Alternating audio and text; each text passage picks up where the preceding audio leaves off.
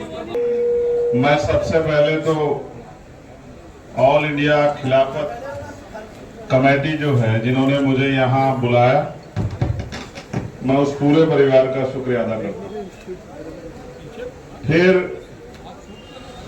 हजरत मोहम्मद साहब की यौम पैदाइश ईद मिलादुन नबी की भी आपको मुबारकबाद पेश करता हूँ।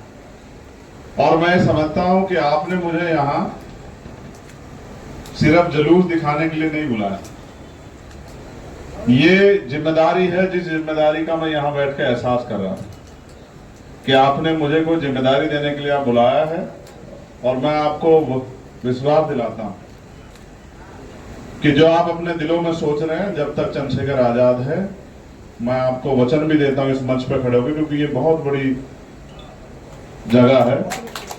आप जिस बात की उम्मीद मुझसे करते हैं, इंसानियत की, न्याय की, भाईचारे की और आपकी और हमारी साझी लड़ाई को आगे बढ़ाने की, जब तक मैं जीऊंगा सिर्फ लड़ाई को ईमानदारी से आगे बढ़ाऊंगा। मैं आपको विश्वास। इस मंच पर बहुत सारे शानदार मेहमान हैं। मेरा भाई बैठा है उधर। मैं सोच रहा था जब मंच ये माइक खराब हुआ कि सिर्फ वहीं की हवाएं हमारे खिलाफ नहीं है, यहाँ की हवाएं भी हमारे खिलाफ। मगर फिर ये एहसास हुआ कि यहाँ भी मोहब्बत करने वाले कम नहीं, यहाँ भी मेरे हाथ को पकड़ के प्यार देने वाले बहुत सारे लोग। मैं रईस भाई का भी शुक्रिया अदा करता हूं, उनकी वजह से ये आसान हो गया रास्ता। लेकिन एक कड़वा सच ये भी है कि जब मैं यहां नहीं था, वहां भी मैं इसी काम को कर रहा था जहां मैं था। जिन उम्मीदों से मैं नगीना के लोगों का भी शुक्रिया अदा करूंगा। नगीना के लोग यहाँ बहुत है। बिजनौर एक ऐसी जगह है हजरत कि वहां के बासिंदे पूरी दुनिया में ही है। आप किसी स्टेट में चले जाओ, आपको बिजनौर वाला कोई ना कोई मिलेगा। यहां से भी इस महाराष्ट्र से भी, इस धरती का भी मैं शुक्रगुजार हूँ।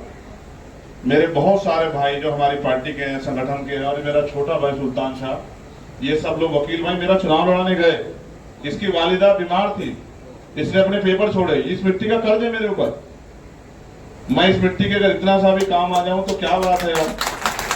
मैं तो अपनी जिम्मेदारी को अदा कर रहा हूं। और मैं आपसे फिर कह रहा हूं, मैंने सब लोगों से कहा, हम अब जिन पीर पैगंबरों को, गुरुओं को, संतों को मानते हैं, मैं आपसे भी कह रहा हूं, जो हजरत मोहम्मद साहब को मानते हैं, उनसे कह रहा हूं, जो उन्होंने सुन्नतों में आपको रास्ते दिखाए, जो हिदायतें दी, जिस दिन ईमानदारी से आप उन पर खड़े हो गए, आपको छू नहीं सकता कोई मेरी बात को आप याद रखें। लेकिन अपने मतलब के हिसाब से मत मोड़ो कि जितनी जरूरत है उतनी पर चल दिए, बाकी को छोड़ दिया किसी और के लिए।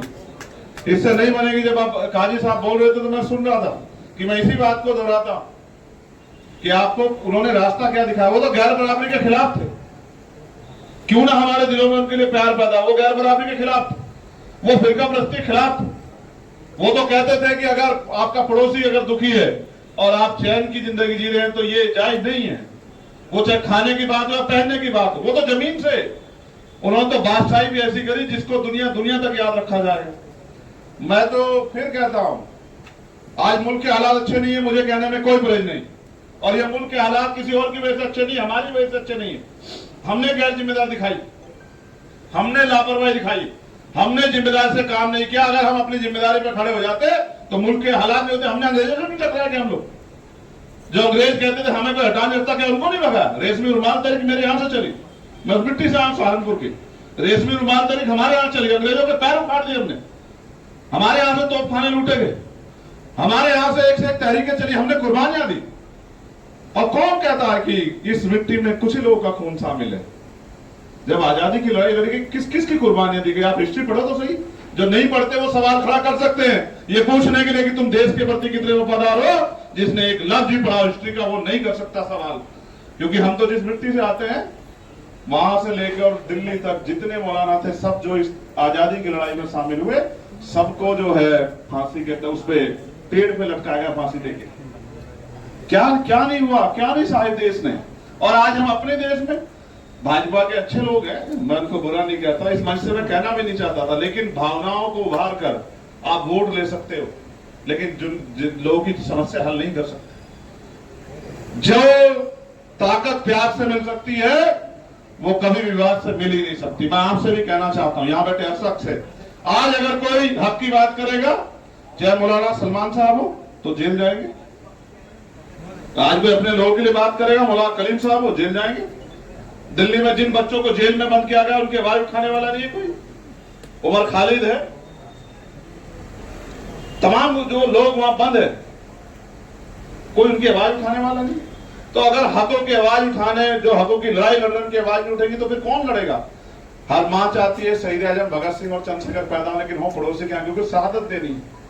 ये मुल्क कभी शहादत से डरा नहीं है। और मैं आपको कहता हूं, आप आगे बढ़ के चलो, आपके हाथ पकड़ के हम लोग खड़े हैं। जहां आपका पसीना पड़ेगा, अगर हमारा खून भी वहां पड़ा तो हम बिल्कुल ना नहीं करेंगे। लेकिन मैं आपसे फिर कहना चाहता हूं, मुल्क हमारा है, किसी के बाप का मुल्क नहीं है, इस बात को आप याद रखो। और हमें नहीं देना किसी को मुल्क के, हम लोग कितने हम मुल्क से प्यार करते हैं, इसकी हमें किसी को जो है सिफारिश भी करने की जरूरत नहीं, किसी को प्रमाण देने की जरूरत भी नहीं। हम अपने मुल्क से प्यार करते हैं। और जिसने नहीं पढ़ा, जो लोग 5 टाइम जो है सजदा करते उस मिट्टी को, उन पे भी शक करते हैं। ये शक बंद नहीं हो सकता। आप अपनी ताकत बना लो, यही एक रास्ता है। ये जमहूरियत है, आप पे ताकत नहीं होगी तो आपको जुल्म जाति सहनी पड़ेगी। और मैं बोलता हूं, मैं सच कह रहा हूं, क्योंकि मुझे इस प्रोग्राम की जिम्मेदारी मेरे कंधों पे। मैं 1-1.5 घंटे 2 घंटे बोलता हूं, मेरे साथी लोग जानते हैं, लेकिन उसका समय बड़ा बढ़ जाएगा। वो जो आपका आगे का कार्यक्रम है ना, मैं इसमें रुकावट नहीं हूं, मैं आपका साथी हूं, मैं आपका मददगार हूं, मैं आपका हमसफर हूं, मैं आपका हमसाया हूं। लेकिन मैं आपके लिए मुखालिफ नहीं हूं कि मैं अपने भाषण के चक्कर में आपका कार्यक्रम लेट करा दूं। मुझे तो आपको सुनना है, और मैं जब तक मेरे अंदर लहू का आखिरी कतरा रहेगा, मैं अपने आप को सुनाता रहूं। मैं धन्यवाद देता हूं जिन लोगों ने मुझे पार्लियामेंट में भेजा, लेकिन आप ये जानते हैं पार्लियामेंट में एक दिन भी मैंने जब जब मौका मिला हक की आवाज उठाई। और आप गवाह हैं भाई, जिस दिन वक्त पे सबसे बड़ी बात हुई थी, सब जब जिस दिन अमेंडमेंट आया, उस दिन हम 2 लोग थे जो जोरदार तरीके से विरोध करते थे, मैं और ओवैसी साहब। दूसरे किसी की हिम्मत नहीं थी कि वो वक्त पे विरोध कर ले। कितने बड़े बड़े नेता वहां, हमने पुरजोर तरीके से बहुत विरोध किया। बाद में हमें किसी बड़े नेता ने बुला के कहा भी, जिनकी सरपरस्ती में हम वहां हैं, हमसे कहा कि यार चंद्रशेखर, तुम तो दलित समाज से आते हो, पिछड़ों की बात हो, मुसलमानों के लिए क्यों मरे जा रहे? तो मैंने उनसे कहा कि मैं दलित होने से पहले इंसान हूं, और अगर किसी के साथ जुल्म हो और मैं चुप रहूं तो इस बात का मैं गवाही मेरा जमीर नहीं देता। मेरा जमीर जिंदा है, क्योंकि सिर्फ सांसों का रुकना मौत नहीं होती, जिसका जमीर मर जाता है वो मर जाता है। अगर किसी पे जुल्म हो और अगर मैं उस जुल्म को खड़े होकर देख रहा हूं तो गुनाह करने वाले से गुनाह सहने वाला ज्यादा दोषी होता है, उसको देखने वाला बराबर। तो आज जो सरकारें कर रही हम जानते हैं। मैं आपको भी कहना चाहता हूं, यहाँ की सरकार है, बाहर की, ये जुल्म की अंधेरी रातें कट जाएंगी। आप देखना सवेरा आएगा, ऐसा सवेरा आएगा जिस सवेरे की चाह उन क्रांतिकारियों ने देखी, जिन्होंने इस देश की आजादी के लिए कुर्बान है, जिन्होंने कुछ भी नहीं किया, जिनका नखून भी नहीं कटा, वो राष्ट्रवादी हो गए। और जिनकी पीढ़ियां जहां मौलाना कलीम साहब जिस उससे मिट्टी से आते हैं, वो जो गांव है उसके हर घर से एक शहादत हुई है देश की आजादी में। लेकिन आज तो मैं फिर कह रहा हूं, जिनकी नखून नहीं कटा, जिन्होंने मुंह से एक शब्द नहीं किया, जिन्होंने अंग्रेजों की गुलामी की, अंग्रेजों की पैरोकारी की, जिन्होंने अंग्रेजों से वफादारी की, वो राष्ट्रवादी हो गए हैं। और जिन्होंने कुर्बानियां दी, उन पर सवाल खड़े किए जा रहे हैं। घबराना ये तो समय आएगा, इस तरह की परेशानियां भी, इससे डरने की जरूरत नहीं। बस ये बात मैं आखिरी आपसे कहूंगा, संविधान के साथ खड़े होकर हम लोग इस लड़ाई को जीतेंगे। जमहूरियत है, कोई हमें नहीं हरा सकता, और हमारा ईमान पक्का रहना चाहिए। मेरी बात को आप याद रखें। जिस दिन आपने सोच लिया कि बस यही वाले जो खुद कहते हैं कि भाई हम ही सब मालिक है, जिस दिन आपने इनको मालिक समझ लिया, उस दिन आप हार जाओगे। और जिस दिन आप अपने हिदायतों पे, सुन्नतों पे, अपनी जो है असल बात पे खड़े रहे, और जिस पे आपका, जिस इष्ट पे आपका भरोसा, पैगंबर मोहम्मद साहब पे जिन पे आपका भरोसा, अगर उस पे आप खड़े रहे, कोई आपको आपके रास्ते से डिगा नहीं सकता। मुसीबतें किस पे नहीं आती, आप मुझे बताओ। अगर आप घर का छोटा सा काम करो तो भी मुसीबतें आती है। मुसीबत तो क्या घबराना, एक बार पैदा होता है आदमी, एक बार मरता है। और अगर मुसीबतों से डर के रहेंगे तो फिर कोई लड़ाई जीती जा सकती है। हक की आवाज लड़नी है, हक की लड़ाई लड़नी है, हक अधिकार चाहिए, तो फिर जुल्म जाति का सामना करना पड़ेगा। हम सब लोग एक हैं। और मैं चंद्रशेखर आजाद इस मंच से आपको विश्वास दिलाता हूं कि जब तक हम लोग हैं, अगर कहीं भी नाइंसाफी होगी, और इसका एक उदाहरण भी मैं बताता हूं, नेता बहुत बड़े बड़े हैं देश में, नीतियां उनके पास बहुत है, लेकिन नियत नहीं है। क्योंकि जिस दिन बुलडोजर से हाजी शहजाद का मकान टूटा था, क्या दिलचस्प वो था मकान, एक आदमी नहीं बोला साहब, पूरे हरियाणा का, उसका मध्य प्रदेश का एक आदमी नहीं बोला। जब मैंने मोर्चा लेके कहा कि ये गुंडागर्दी का अंत होगा, फिर सबको जवाब मिली कि चलो भाई बोलो बोलो बोलो, बोलो। एक इंसान तो बन जाओ। अगर इस जिंदगी में इंसान भी नहीं बन पाए तो फिर क्या फायदा। तो मैं बहुत शुक्रिया अदा करता हूं ऑल इंडिया खिलाफत मूवमेंट कमेटी के साथियों का और मेरे भाई सरदार साहब का। भरोसा करो, कुछ भी कीमत चुकानी पड़े, लेकिन नाइंसाफी और हम चुप रह जाए तो ऐसी जिंदगी से मौत अच्छी है। जब तक जिएंगे इसी वकार के साथ जिएंगे, ईमान के साथ जिएंगे, हक हकूक के साथ जिएंगे और अपने लोगों के लिए जिएंगे। इस बार भी हजरत मिनिस्ट्री हमारे भी दरवाजे पे घूम रही, इस बार भी हमारे दरवाजे पे, और मैं थोड़ा डिप्लोमेटिक होकर 2 दिन जवाब देता है। नगीने वाले कहने लगे रे साहब मर जाएंगे मर जाए। फिर मुझे कहना पड़ा कि अगर ये प्राइम मिनिस्टर बनाते तो भी इनके साथ नहीं जाता। मेरा नाम चंद्रशेखर आजाद। इतना बड़ा क्रांतिकारी जो है, जो इस देश में पैदा हुआ, चंद्रशेखर आजाद नाम का, उनके नाम का भी अगर मैं उनके नाम के साथ भी न्याय नहीं कर पाया तो फिर क्या कर पाया। मेरा नाम आजाद है। मैं शुक्रिया अदा करते हुए कहना चाहता हूँ, यहाँ रहता हूँ। मैं यहाँ भी आया था, आपको याद होगा, जब ये बड़ी सी एक यहाँ नहीं धारावी में धारावी को तोड़ने की वो की गई, मैं वहां भी आया। मैं सब जगह गया, और जब वो मस्जिद जहां वो शहीद की गई गजापुर में, मैंने इनको भेजा तत्काल की जाओ, ये मेरे हाथ पैर हैं, यहाँ ये मेरी आंखें, मैंने कहा जाओ, और मुझे आना पड़ा, मैं भी आऊंगा। लेकिन अगर बुलडोजर के जरिए हमारे धार्मिक स्थलों को, हमारी भावनाओं को मॉब लिंचिंग करके, गाड़ियों में बसों में अगर हमें बेइज्जत करके हमें मारा जाएगा तो सब चुप रह सकते हैं, हम लोग चुप नहीं रहेंगे। हम लोग इस आवाज को उठाएंगे। आपका प्यार और आपका आशीर्वाद ऐसे बना रहे, और मैं कोशिश करूंगा इस बार कोई चुनाव ना हो जब आपका जलसा हो। आप मुझे मुख्य अतिथि मत बुलाना, मगर मैं इस कार्यक्रम में आऊंगा जरूर, क्योंकि आज मेरे पास समय की कमी थी। क्योंकि अगर मैं, आप खुद ही सोचो, मैं अगर कार्यक्रम वहां का छोड़ के यहाँ आता हूँ तो वो लोग कहेंगे कि मैं चुनाव में सीरियस थी, इसलिए। अदरवाइज मैं अगली बार आप मुझे कुछ भी मत बनाना, मैं उस कुर्सी पे आकर बैठ जाऊंगा, लेकिन मैं अपने भाइयों को भी चाहूंगा जब। मैं शुक्रिया अदा करता हूँ और अपनी बात को खत्म करता हूँ। दोबारा से मुबारकबाद पेश करता हूँ, और जब मैं अपने साथी यहाँ से गुजरेंगे उनसे भी कहूंगा कि आप अपने हौसलों पे बुलंद रहो। वो कहते हैं ना कि अभी गनीमत है सब्र मेरा, अभी गनीमत है सब्र मेरा, अभी लबालब भरा नहीं।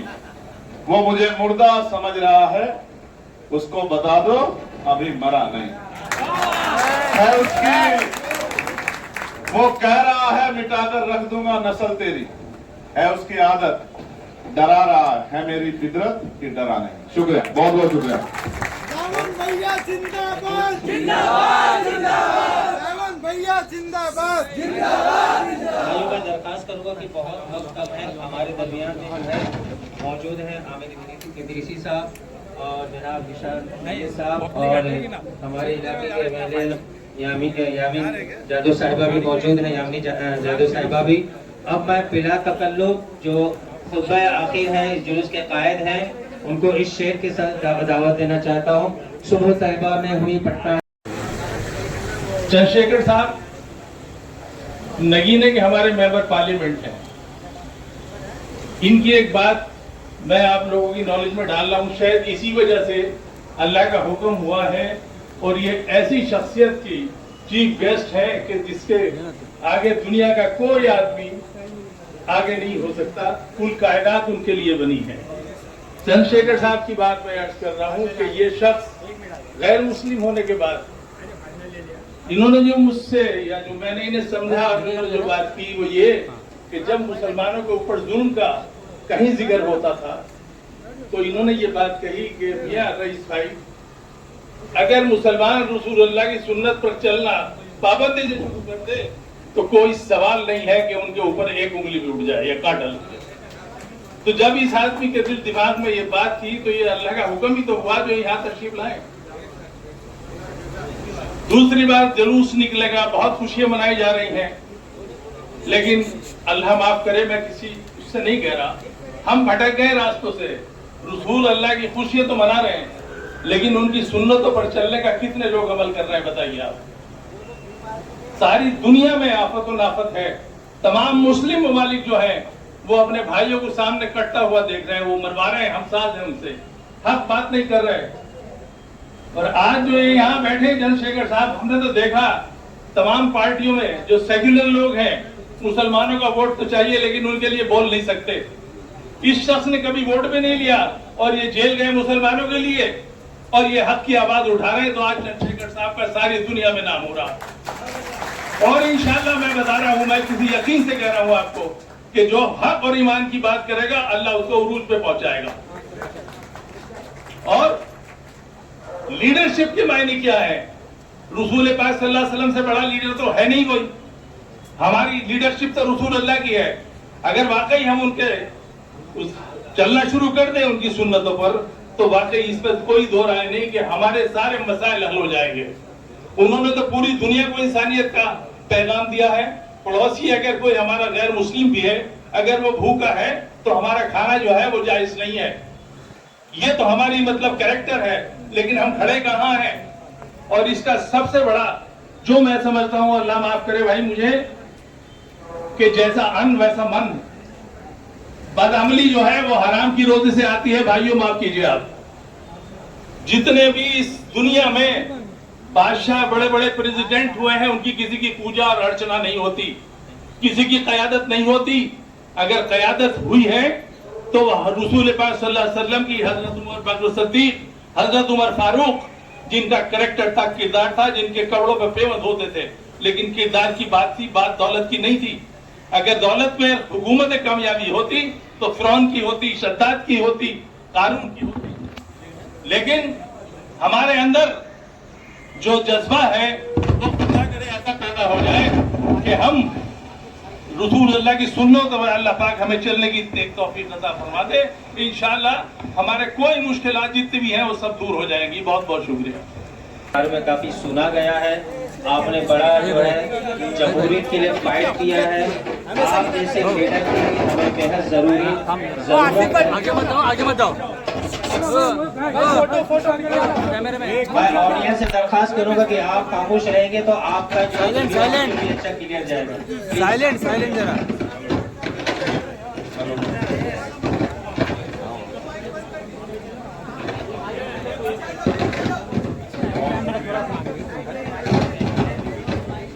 दुनिया में कामयाबी मिलेगी, आखिरत में भी कामयाबी मिलेगी। लिहाजा हुजूर सल्लल्लाहु ताला अलैहि वसल्लम के अखलाक को अपनाएं, हुजूर सल्लल्लाहु ताला अलैहि वसल्लम के पाकीज़ा किरदार को अपनाएं, हुजूर सल्लल्लाहु ताला अलैहि वसल्लम के पाकीज़ा अतवार आदात को अपनाएं। अल्लाह तबारक व तआला फरमाता है, लक़द काना लकुम फी रसूलिल्लाहि उस्वतुन हसना, तुम्हारे लिए रसूलुल्लाह सल्लल्लाहु ताला अलैहि वसल्लम ही की पैरवी बेहतर है। लिहाजा हम अपने आका और मौला अल्लाह के हबीब सल्लल्लाहु ताला अलैहि वसल्लम की पैरवी करें, अताअत करें। और आपकी जो सब्र है, जो संयम है, जो सहयोग है, इसके लिए मैं आपका तहे दिल से शुक्रिया अदा करना चाहता हूं। और यही संदेश, यही पैगाम नबी साहब ने पूरी दुनिया को, इंसानियत को दिया है।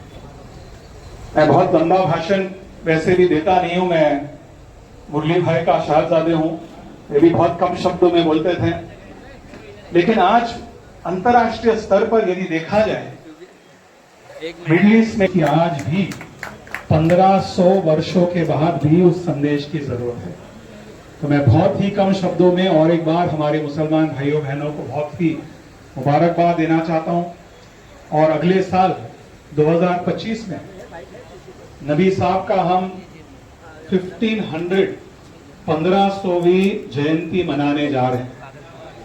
ये बहुत बड़ी फख्र की बात है पूरी दुनिया में, इंसानियत के लिए, मानवता के लिए।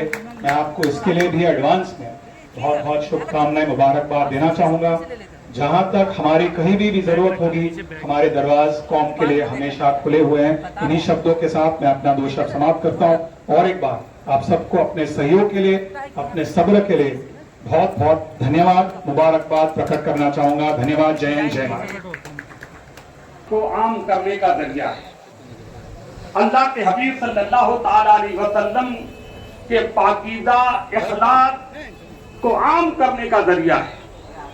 हुजूर सैयद आलम सल्लल्लाहु ताला अलैहि वसल्लम के पाकीज़ा किरदार को आम सलाम शम्ए बज़ में हिदायत पेला को सलाम हम गरीबों के आका पे दुरूद हम फकीरों के सरवत पेला को सलाम मुस्तफा जाने रहमत पेला को सलाम शम्ए बज़ में हिदायत पेला को सलाम या नबी सलाम अलैका या रसूल सलाम